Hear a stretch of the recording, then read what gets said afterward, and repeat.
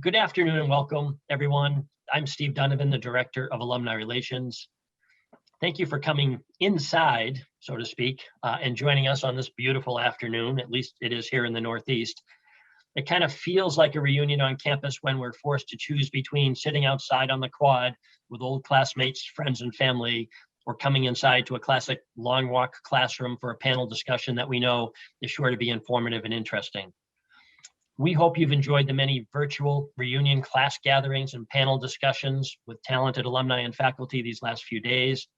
We really wish we could be doing this all on campus, but the world just wasn't quite ready for that. We very much look forward to welcoming you all back to alumni events, both on campus and around the world, beginning this fall. I'd also like to take a quick second to offer a shout out to my talented colleague, Michelle DeLuce, who is with us behind the scenes on this Zoom event today. Michelle's responsible for coordinating reunions and organized over 20 virtual events this weekend. So thank you, Michelle. All of the panel discussions were recorded and we'll be sending them out soon via email and social media, so no worries if you missed a few. It's been an extraordinary last 15 months for all of us as we've searched for ways to stay safe and continue to function both personally and professionally. Many of you have expressed curiosity and concern for how Trinity has managed to continue to execute its mission during a pandemic. And many of you have also been remarkably supportive of the college in numerous ways, allowing Trinity to keep members of its community safe. Your support and encouragement has allowed us to continue to operate as a residential learning community, and we're grateful to you. Today, President Berger-Sweeney and members of her senior leadership team have agreed to spend time with us to share some insights on how the college managed to function successfully this past year, and also to give us a preview of plans for the fall to the extent that we can predict the circumstances 2 to 3 months from now. I'm pleased to turn the program over to President Joanne Berger-Sweeney, who will moderate today's conversation. The president probably never imagined she'd have to utilize her public health education and training as much as she did this past year. And the panelists with us today also have certainly learned a whole lot about public health as well. It's all yours, Madam President. Oh, thank you so much for that kind introduction, Steve. And welcome to all of you who are here participating virtually as part of your reunion. Now, as Steve shared, it's not the same as sitting together on the quad or in an auditorium on campus.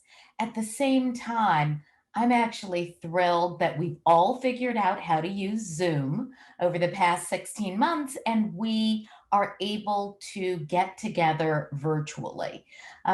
Even if we are not sitting in the same place, a flock is still a flock, even when it is wide and separated and on Zoom. So once again, thank you for taking the time and joining us today. It has indeed been an extraordinary 15 months or so in the world and also here at Trinity College. So today we're going to share a little bit with you about how we pivoted way back. It seemed like forever ago in the spring of 2020 to remote learning first, and then starting in the fall of 2020 and then extending here into the spring of 2021, how we had people on campus, but we were able to maintain some remote and in-person classes.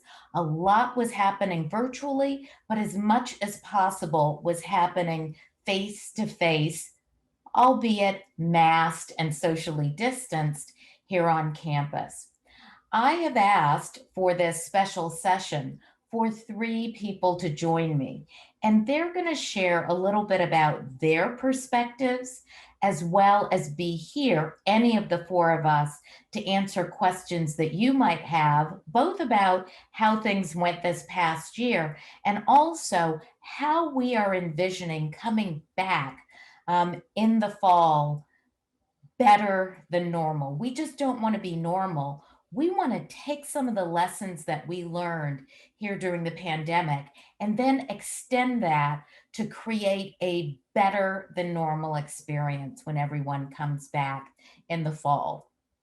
So I have asked 3 people here today whose responsibilities include the student experience, academics, and athletics specifically. Those are 3 core areas that I thought you would be interested in hearing about. I've asked Joe DiCristina, Vice President for Student Success and Enrollment, to go first, followed by Mitch Polin, Trinity class of 96, and Associate Dean for Curriculum, and as of July 1st, Professor of Theater and Dance. And then Drew Galbraith, Director of Athletics and Chair of Physical Education. They will each say a few words of introduction, and then we are going to really retain the majority of the time for your questions and answers and answering your questions. And we will ask you to place those, if possible, in the Q&A function, which you will see at the bottom of your screen on Zoom. So with that, may I pass it first to Joe DiCristina. Welcome. Thank you, President Berger-Sweeney, and welcome to everybody. I appreciate the time to meet with you today. As Joanne indicated, I have responsibility for student experience here on campus. And over the last 14 months, I've been a co-chair with one of my colleagues, the Chief of Staff, Jason Roadhouse, as the COVID steering committee. And it is that steering committee that spent the last 14 months planning during last summer and implementing over the course of these last 10 months to prepare for our community to engage in the learning that we expect here on a residential campus. Last summer, what became our backbone of all of our planning was the testing program for our students, our faculty and staff. And over the course of the last year, and Drew might talk more about this, we tested over 100, we did 110,000 tests on campus. And that was the backbone. Every day, students were tested twice a week, and faculty and staff were tested once a week. And through that, by being able to have that as our backbone, we're able to provide a very safe environment for our students, faculty, and staff. I think it's something that we're very, very proud of here at Trinity, to be able to engage in that kind of work, that kind of effort, and implement that. What we learned through the fall semester was that through our testing and our quarantine program, we not only created a safe community, but we have no evidence of any of the virus transmitted inside the classroom. And that really was important for us. And I think for all of our families and our students, our faculty and staff, to know that as they engaged in being together in the classroom, certainly with masks on throughout this whole, both semesters, fall and spring. Something I'm extremely proud of for us as an institution. Out of all those tests, we had only 300 positive cases over the course of these almost 11 months, which is amazing when you think about a community that came together where we had 1,700 students living on campus and almost 300 students living in the vicinity off campus. And then, of course, we provided a tremendous amount of support for students who were remote internationally and also here locally, here in the United States. And so it really is a testament to the behaviors that the students put in place and really monitoring themselves and doing the best they can as 18 to 22-year-olds to really safeguard our community and ensure the safety of their peers. And it's something that I think we as an institution should be extremely proud of what we accomplished when we look at what took place over the last 11 months. We also, I think throughout all of this, something that again, I would say that we're proud of is the amount of communications that we had with families. And when President Berger-Sweeney speaks about what do we learn from this, coming out of this pandemic, and every message we sent to the community, we also sent it on to families and for them to be updated. And parents and family members really appreciate that communication from us as an institution. I think we engendered a really great spirit of community, not just here on campus, but obviously with our families. And then certainly at times we would message alumni as well. So people knew what was going on campus, and that kind of communication, I think, is something that we can continue to do. Obviously not as often as we were sending, sometimes we sent probably 60 messages to our community this year about the COVID-related issues. But clearly the importance of messaging and how people get a sense of the space and what's going on here is really, really important. And a lot of feedback I got from families was really important for me to understand what they really appreciated from us as an institution.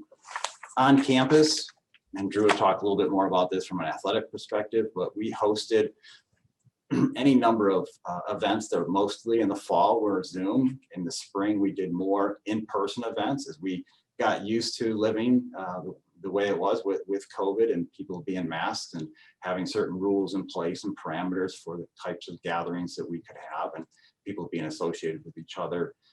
And so that kind of spirit here on campus was through and through for both semesters. You know, one issue that you will hear across the country that people talk about during this time in higher education and in general, education in general, certainly across the world, is the mental health of our students and our faculty and staff. You know, the sense of isolation that can come with this. So we certainly doubled a lot of our efforts to ensure that people were cared for through this time. What I'd like to do at this point is turn it over to Mitch to give a little update on the work that took place to support students academically. Thank you, Joe. And I feel like I have to start by saying how grateful I am for Joe's contributions over the last year, which really had the entire community feeling confident about what was and would be possible in the classroom. And it was a huge reason for our successes over the last academic year. Thinking back to last summer, we were all living in an uncertain world and attempting, working, planning to build a community in the Trinity classrooms, or often across computer screens that seemed unthinkable, just as Joanne said, 15, 16 months ago. And while I'm going to speak about the many successes I have witnessed on our campus over the last year, it's important to say that it wasn't easy and how grateful I am for the incredible perseverance and contributions of both faculty, students, staff, administration. As a professor of theater and dance, and as a manner of introduction, I can think about surrealist strategies. That placing objects in unexpected contexts reinvigorates their mysterious qualities. We, and by that I mean students, faculty, staff, administration, were placed in an unexpected context, often on a computer screen. And suddenly a future, unplanned but full of inventiveness, opened up. It wasn't the same old business. I can tell you that faculty were innovating in the classroom in ways that felt new. They worked through advanced learning management software and flipped classroom models in which students viewed a lecture or other course materials outside of class, but then allowed for the entire class time to be taken up by class discussion, questions, exchanges, and debate. These were flipped, but not asynchronous classrooms. Students and faculty came together and agreed that no matter where we were in the world, that being in the same place and in the same time on a computer or in person was crucial to the Trinity experience. The ability to ask each other questions and respond in real time. We kept this center, this irreducible axiom of the Trinity education intact. The significance of the faculty members and the students sharing a common space, an encounter which enabled listening, responding, debate, and discovery, which is so crucial to all of our time spent in the classrooms. Faculty came together as a community in ways that I would have previously been unable to predict. For example, students often ask me about a particular professor in an advising session. I'm able to let the students know they're a good person and I find them interesting, but I really don't know how they work in the classroom. I really can't speak to the shape of their syllabi or the ways that they infuse material with liveliness and excitement. And suddenly, in the midst of the pandemic, those conversations were taking place.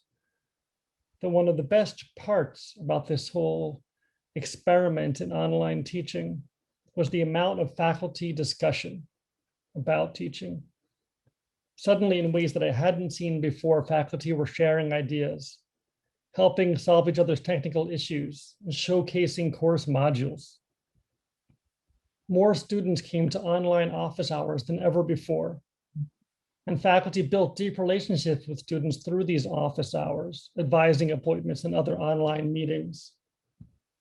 Both inside and outside of the classroom, a community of faculty, students, parents, alumni, and trustees was suddenly visible in ways that I hadn't experienced before as a student or faculty member or in the administration. Where previously there was always a thought that you had to be there, and we do. As we return to the immediate possibilities and excitement of the in-person classroom, we have to be there. However, in the past year, in wonderful ways, the conversation opened up. Our entire community was suddenly involved and invited to join in faculty research lectures, departmental conversations, and all-campus interdisciplinary panels. Alumni and other professionals were invited from all over the world to join our classrooms and share in their expertise. I would say that in a moment when the entire world felt televised, our community felt live. Our challenge will be to continue these conversations in the next semester and academic years as things return to a more recognizable in-person form, to make sure that our alumni, that our entire campus community are invited into the campus conversations. It's important that we make sure that conversations between faculty about classrooms and pedagogy are continuing, that we're not in this as individuals, but we're collaborating on a set of possibilities. It's important that we maintain student engagement with faculty inside and outside of the classroom and deepen those relationships as becomes possible through in-person education.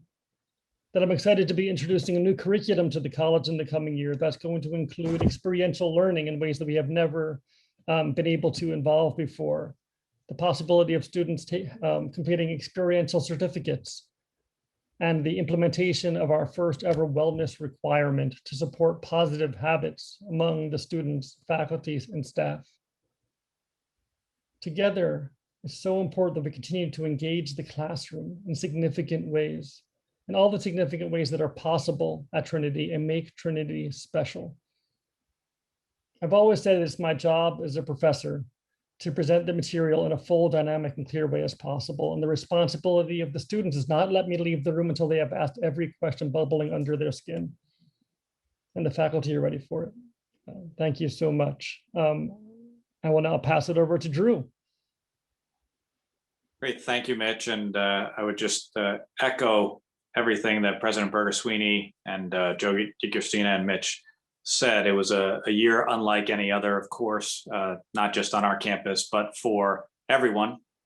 And the amazing Trinity spirit that saw so many people adapt, improvise, and find ways not only to provide an amazing student experience, but for professionals to grow and be inspired and inspire each other. We had been through a few months of the pandemic on July 7th of last year when I got a call from Joe DiCristina that he and President Berger-Sweeney had had some conversations and would like me to take a spin at running COVID testing on campus. And I had already had the displeasure of having to tell our coaches and our student athletes that we had to cancel the spring seasons in 2020.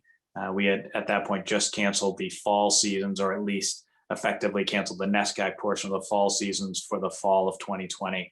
And so wanting to find any way to keep our campus moving and get our students back on campus, I said yes. Little did I know, like Joe said, 110,000 COVID tests later, we brought in a number of outside individuals who are nurses and medical technicians. We developed an amazing relationship with the Broad Institute, like most institutions in the Northeast did, to help us perform that testing. But it was really about a community of professionals who came together to support the student experience.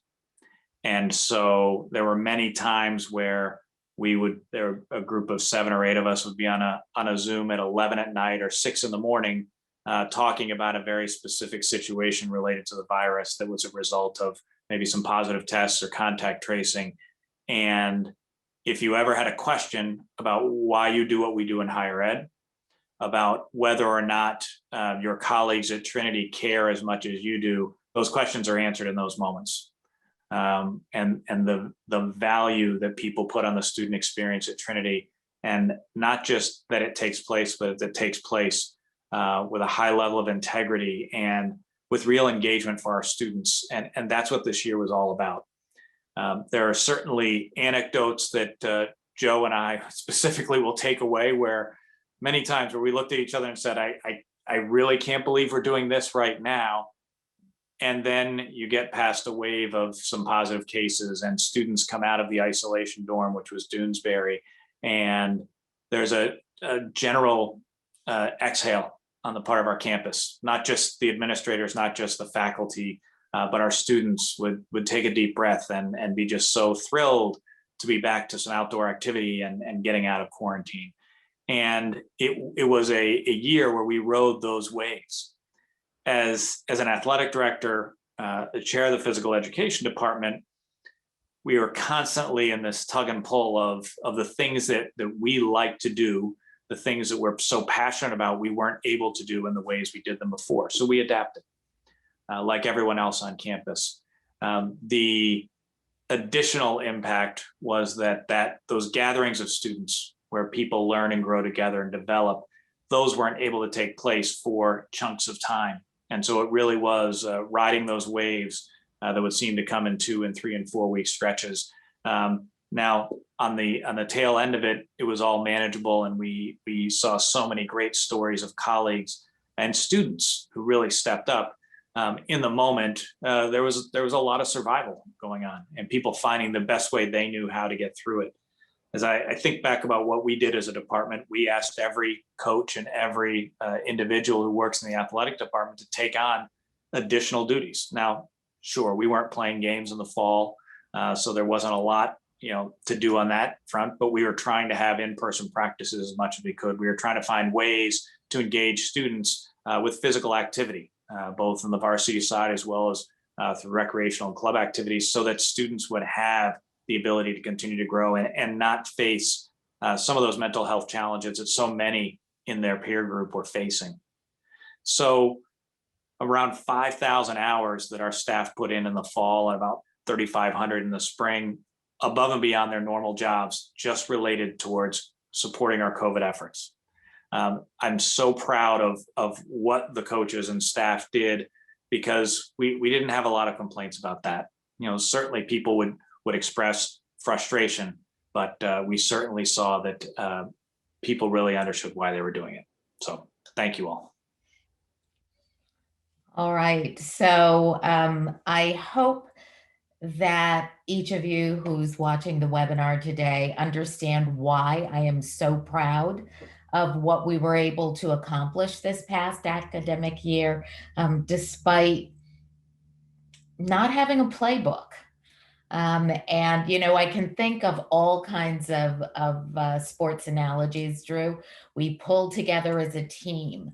We came together and we really acted in a resilient fashion and in a fashion to best support our primary mission. So with that, I'm going to ask people to please place questions in the Q&A, and I will be monitoring that and directing it, to our panelists. I think that, though, to start, while I'm waiting for a couple of questions, I would like to ask each of you just very briefly something that you hope in the fall we will hold on to from your pandemic experience that will make us a bit better than normal? Maybe I'll start with Mitch. I'm Thank happy you. to start. I'm ready to go. You're ready to go. Yes, I mean, I think that it's strange to say this as I'm feeling all the excitement of coming back to an in-person education at Trinity, but I'm excited to hold on to some of the remote possibilities that we've been able to build over the last year. The ability to have these conversations with people across the country and across the world, to be able to invite academics into my classroom that previously would have been impossible to include in conversations with my students. And for faculty to be thinking about pedagogy in ways that I feel like really, I mean, it had taken place before, but not as universally as I would say, as it was happening over the last year and a half. So Mitch, in response to this, let me just push a little further. Do you envision that there will be some remaining remote courses at Trinity or at a small liberal arts college like ours? You know, I was just in a meeting with all the NESCAC deans where we were, this is one of the major conversations that we were having, one of the many questions we were asking. And we all agree that there was a place for remote learning, even at in-person institutions. And the remote learning, not as a replacement for the in-person, because we know we can't replace that immediate exchange that happens in the in-person classroom, but ways to extend our classrooms in ways that really we weren't previously able to engage. And I think that it's going to be, we're going to see this happening in the intersessions, certainly, in the J term and in the summer sessions.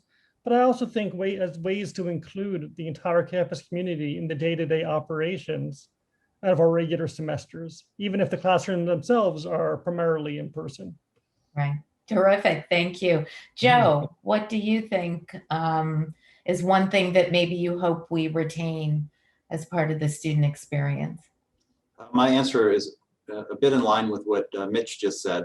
And when we look at support services for students, we can do telehealth. It was shown this year. There was a lot of telehealth that was accomplished, support for students through our counseling and wellness center.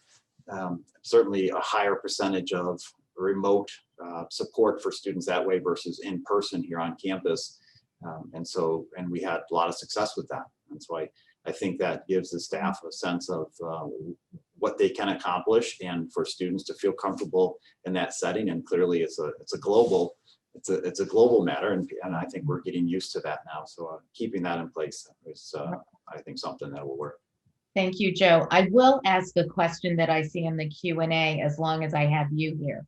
Will the Broad Institute continue its COVID testing facility or wind it down in the upcoming year? Or maybe, share what's going to happen over the summer and in the fall as best as you can anticipate. Drew, you want to take that? Sure. So we have a small group of students on campus right now. We are still using the Broad for a PCR test for those students who are not yet fully vaccinated, and are looking at ways in the second part of summer session, when we anticipate they will all be vaccinated, to do some surveillance testing on a limited basis for those students. As we head towards the fall, we will be doing pooled testing for some surveillance. And so we'll likely be looking somewhere just north of 10% of the population each week. We'll do pooled tests. If there are any positives from those pools, which are, instead of a one swab for one person, put 10 swabs in one tube, and it's more efficient for the Broad Institute and more cost efficient for us. Then we will do individual follow-up tests for those for anybody in a pool that had a positive, and those will be done on campus by our health center staff. So it'll be a much smaller scale, much more efficient, but still doing some surveillance testing, particularly as we head towards the late fall, early winter, when we all presume there will be some regimen of booster shots widely available. Right. Now, Drew or Joe, I can't remember if either of you mentioned that we are proposing to have a fully vaccinated community. We actually have suggested for all of our students, staff, and faculty members, as well as our vendors, that vaccinations will be required by the fall. So Yes. just so that that's clear. Now, another question I have here is maybe a little Drew. Can you speak about how NESCAC ADs collaborated? You know, we often think of NESCAC being competitive, you know, athletically we're competitive. Did you find more of a spirit of collaboration during the pandemic? And both in spirit and in practice. Someone did the math. We, as a group of athletic directors, had somewhere north of 300 hours of meetings as a group. And so a lot of it was about the adjustments season by season, as we unfortunately had to cancel 3 seasons worth, and a number of iterations of what a safe return to play would look like, and ultimately ending up with us having spring championships this year. So we had spring seasons. Trinity, like several of the NESCAC schools, did play some limited competition in fall and winter sports as well to give those students an opportunity. But the goal of the group was always, you know, providing a great experience, and we were willing to be a bit of an outlier in the way in which we approached it, because we thought it was in the best interest of our students and our campuses, and to work with a group of 10 other athletic directors who were similarly in regular conversation with their presidents and their cabinets, making sure that any decisions we make would be in line with where the institution was going. It was a great year of collaboration. I'm sure that a lot of that will be carried over till next year, even though we'll be looking at the scoreboard a little bit more once we get to the fall. Right, exactly. And, you know, I can say similarly amongst the presidents, there was a kind of collaboration that I'm not sure I had seen before.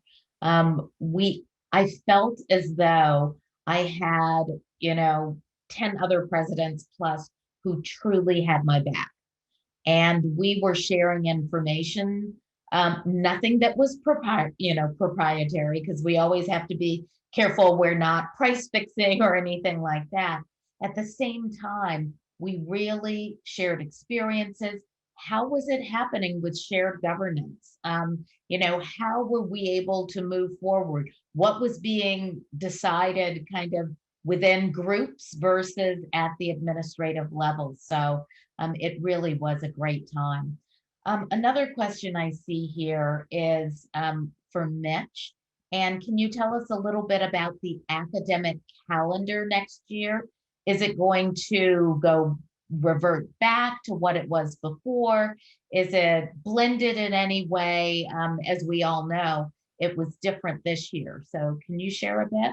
I'll say it's going to be mixed. I think that primarily, really, in all really important ways, we're going back to a regular in-person calendar. Where in this past year we didn't have typical breaks, whether those were Trinity days or spring break. That we're having all of those breaks reinstated, and really that are really important for our students and for both students and faculty and their mental health.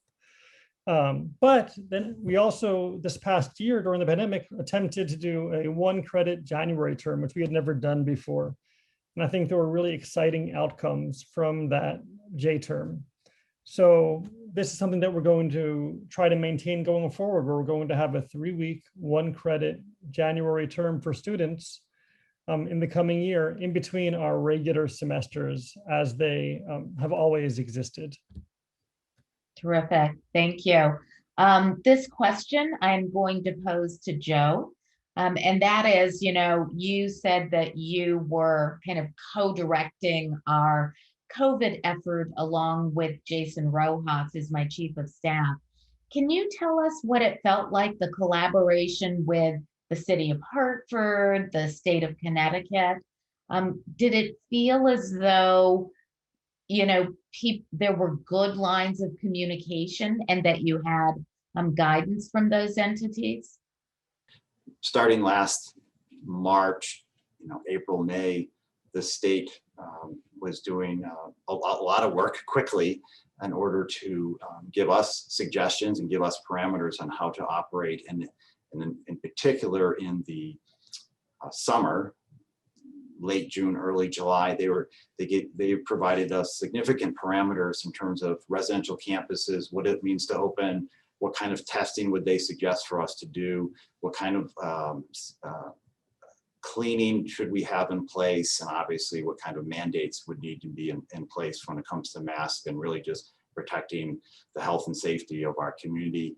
We worked with then city officials and officials from the health department when we had our first couple of cases, reviewing those cases. They provided immediate feedback with us. We also have a partnership with Hartford Healthcare, and that was really, really instrumental in providing guidance to us when we were dealing with some of our early cases that took place in September, and just how to manage the quarantining and the isolation of students. And really, those agencies provided us a sense of confidence, as they gave us guidance, and then we implemented their ideas, and we saw it working in terms of how the cases then would start coming down.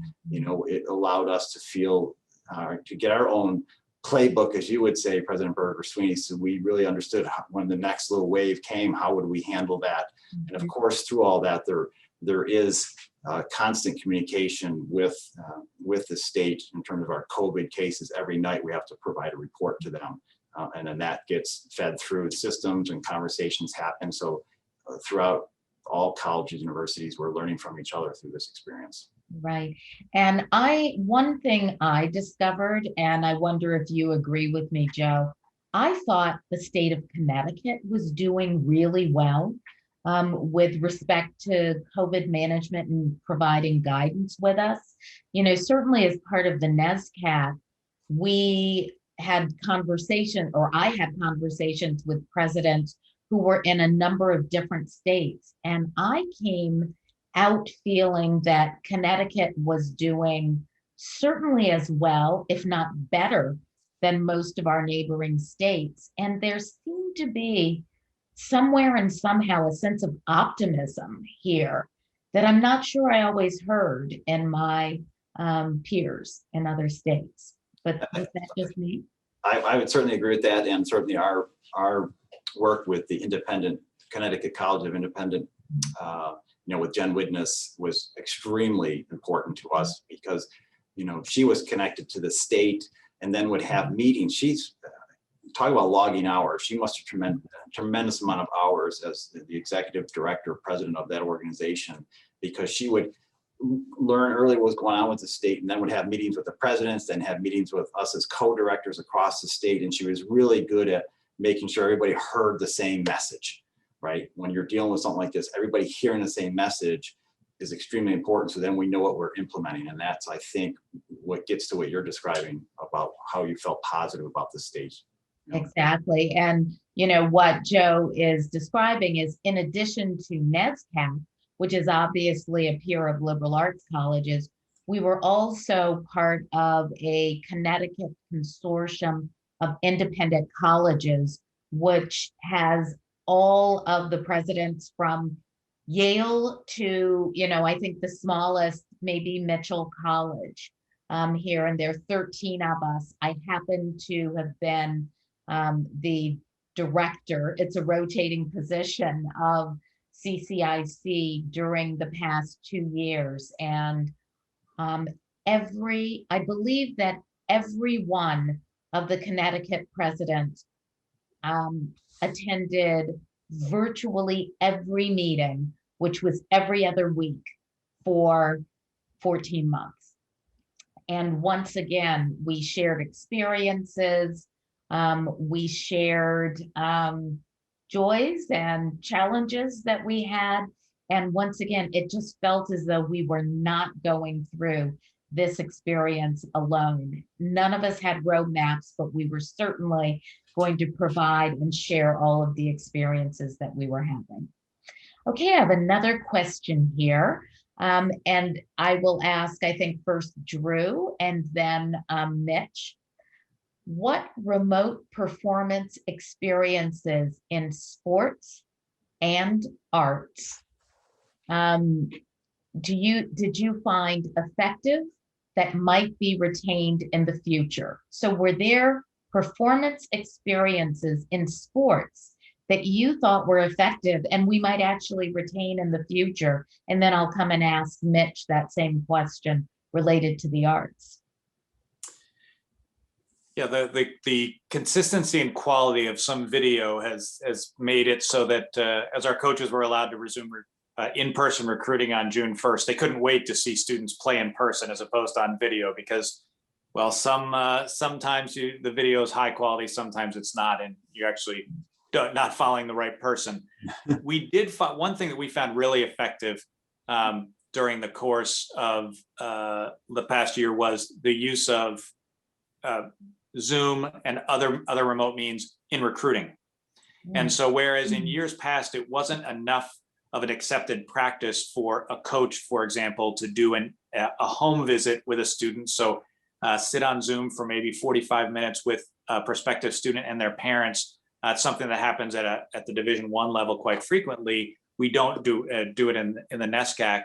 And so to be able to have those sorts of in-person family visits on a regular basis, a number of our teams found that enormously helpful. So now that behavior has been normalized, we anticipate we'll continue to do that, as well as some of the, there's nothing that can replace a prospective student visiting our campus and walking the long walk and seeing the fields and saying, meeting a student and meeting a professor. But a number of our coaches did a great job of adapting and even just using FaceTime and doing a virtual tour with a student. And it really, it's raw, it's unique, but it starts to build that relationship that really helps us yield prospective students. So we think there's definitely some pieces that we will retain in the recruiting world. That is a great suggestion. I did sometimes see coaches walking around with their phones. And I said, oh, they're not just talking to themselves. There's somebody on the other end that they're trying to recruit. That's terrific. Mitch, do you want to take a stab at that?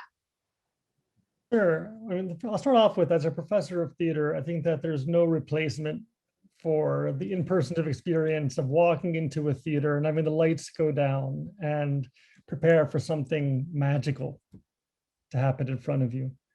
That being said, there was nervousness going into this year that we would have no artistic performances. And there was real concern among arts faculty and students. And I would say they came together, the students and the faculty, and made unbelievable remote performances, taking advantage of media as a tool to be able to articulate what we were doing in ways that felt alive and present and communicative. And I was speaking to the director of the Austin Arts Center just 2 days ago, and we were saying together that we're going to figure out in the next academic year, no matter what performances are taking place, that we need to make sure that there is an ability for an audience to feel connected to those performances outside of the theater. That we need to make sure that there's the ability to create this hybrid setting where there is an in-person experience, but it doesn't exclude the members of our community who are living elsewhere or unable to be there for any number of reasons. That these artistic performances need to be inclusive in the best definition of that term, of all members of our community. And I think that we now have a way to be able to do that that we would not have been pressed to consider previously. And I'm not saying we'll be perfect with it in our first attempt, but we're going to continue to work to make hopefully a beautiful and transformative experience, artistic experience for all of our community partners. Terrific, thank you. This next question, actually, I'm going to start with you, Mitch, again, and tell us a little bit about the decision to not bring students back until March 1st, which was unusual and maybe many of our peers did not make the same decision. So can you share a little bit, maybe, even the process of how that came about? I can say it wasn't a conversation made by one person or one group of people.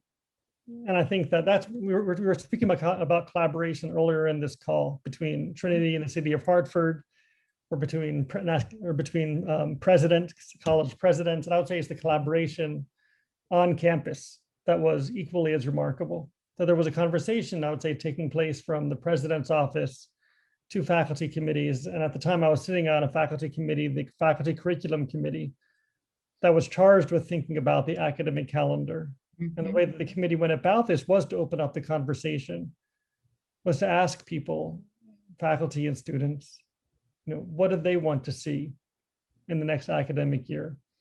What were their concerns? We knew that even in a normal year, the flu season was extremely challenging for us on a college campus. And here with the pandemic, we knew it would be, infinitely, exponentially more challenging. And I think that we really had to think about, what is the best shape for our classrooms that we offered. We knew that students would have to be able to leave by Thanksgiving in order to protect the health and safety of our campus. And so we had 10-week courses that were in person the entire fall semester, but ended at Thanksgiving. And we had 13-week classes in which the last 3 weeks were offered remotely after that regular session ended. We had a 5-week January term where any number of major requirements could be fulfilled, where there was deep learning taking place, where students were taking one class and focusing on that one class during that period. And it enabled us to push the in-person part of our semester back to March 1st, which I think was really important in that everyone agreed in enabling us to miss that flu season, to miss that season where we'd be stuck indoors, where we anticipated the pandemic may worsen. And come back at a time. Surprise, it did. And I can assure you that a number of my presidential peers were very envious of the academic calendar that we had. So, I'm gonna try and pivot a little bit and think about the future. Joe, can you tell me a little bit about what's exciting about the incoming class of, oh my goodness, is it 2025? Yeah. Is the class that's coming in. So, kind of what excites you about that is one question, but how did you recruit them in a pandemic? How did admissions, connect during the pandemic? Yeah, certainly most of this in the fall, late during the summer and the fall was all done by Zoom. And those were with individual students, high school counselors, community-based organizations. During the summer, we had students on campus here who were doing direct calls to the students that would be enrolling this year. And we logged like 4,000 direct calls to students. Instead of just doing Zoom, we did a lot of personal outreach that way last summer and into the fall, really to continue that interest in recognizing that what happens on Zoom and the Zoom fatigue. And interestingly, there was just a very good response from students regarding those phone calls and actually, picking up their cell phones or calling back and talking to students, right? So that was our focus that we were doing with that. We did decide, unlike other schools, we did decide to open up and allow 2 or 3 families a day to be able to come to our campus.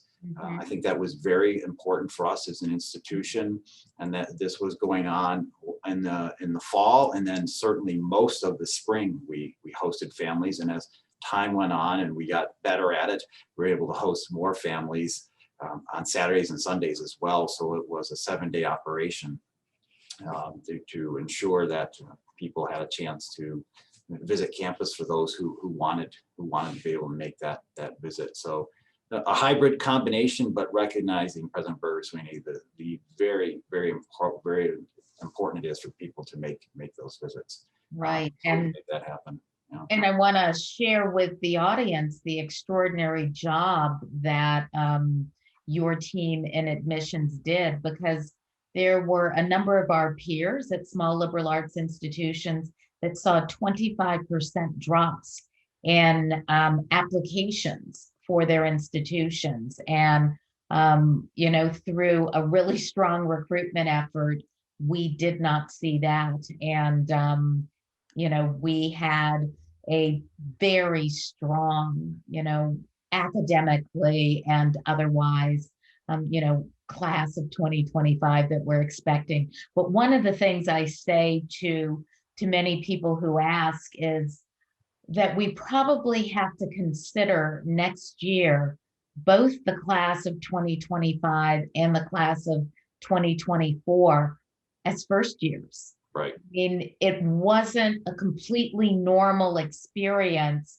to be here on campus, and particularly for those first year students who were trying to connect and have bonds with other students. And so we almost expect that we're going to have first year orientation and sophomore orientation, because in many ways they will feel like first years on our campus and need additional support that perhaps you might not think that otherwise a sophomore would need. Yeah, and student government, we had a meeting with them. So the student life staff, we're calling it orientation 2.0 for the second year students. Right. And we're talking about, the support services, but also just the opportunity. So, the Labor Day weekend is when most students, the new students, will be here already, and upper class students return. So that Saturday, Sunday, Monday, Tuesday, we're looking at, and I'm saying this to the alumni, if you envision the main quad really making that place a joyous place for students to be during that time period, so that they can actually, like you're saying, President Berger-Sweeney, some of our second year students be able to meet people for the first time without a mask on. Exactly. And also coming back to campus as well. So. Exactly. So Drew, tell me a little bit about recruitment. I mean, did you see a drop off of athletes this year? You kind of, did it meet your expectations? Tell me a little bit about, what we can expect for our fall teams. Sure. On the recruitment piece, we were a little bit lower than usual. A lot of that was the kind of cascade effect of lots of places not playing, students who were at various schools who had extra eligibility. And so if you start, at the top of Division I and in the Ivy League, and then offers and opportunities kind of cascade down through the NESCAC for those high academic students, we just saw a lot of students waiting longer and longer and longer. And so most of our colleagues in the NESCAC, in terms of their athletic enrollment, was just off by, that 5% or so. And it was really related to kind of the pandemic and how many people were going to be different places in the coming years. So that will take a few years actually to shake out as roster sizes kind of normalize. But we've seen some opportunities for us as well, where because Trinity does take transfer students, we've had some really interesting students both matriculate this past year, as well as students who are coming next year, because they made these decisions in the midst of a pandemic. They might have chosen a school in the spring of 2020, got there, didn't have a great experience. Maybe there was no way they were going to have a great experience last fall, but then came and found a home at Trinity last spring.